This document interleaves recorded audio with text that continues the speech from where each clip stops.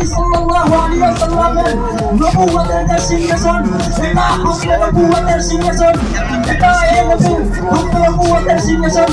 এই নবুয়তের সিংহাসন কেবল আখির নবীর জন্য নির্ধারিত, কিয়ামত পর্যন্ত এটা আখির নবীর জন্য সম্পূর্ণ থাকবে। কোন কুলাঙ্গারের পক্ষে যদি এই আখির নবীর নবুয়তের দাবি করে, কোন কুলাঙ্গারের পক্ষে যদি এই আখির নবীর সিংহাসনে বসতে চায়, তাহলে পুরো দুঃসমী মুসলমান এটা বরদাস্ত করবে না।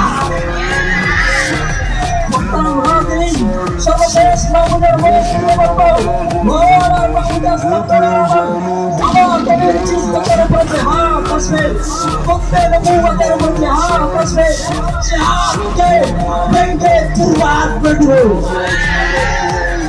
সাথীয় সুন্দরী ভাই বন্ধুগণ, আজ অত্যন্ত দুঃখের সাথে বলতে হচ্ছে, ভবিষ্যৎ প্রজন্মের যারা ক্ষমতার আসনে আসবেন, তারা একটা কথা রাখবেন, গত দেশের সামনে সরকার থাকতে আমরা কাদের যুদ্ধে মুসলিম ঘোষণা শুনতে পারিনি। অতএব যারা ক্ষমতায় আসবেন, তারা একটা কথা রাখবেন, কাদের যুদ্ধে মুসলিম ঘোষণা করতেই হবে। কাদের সকল সন্ন্যাল বাংলাদেশের প্রচার করতে বয়কট করতে হবে, বয়কট করতে হবে, বয়কট করতে হবে। নাসরুল্লাহ ওয়া বারাকাতুহু।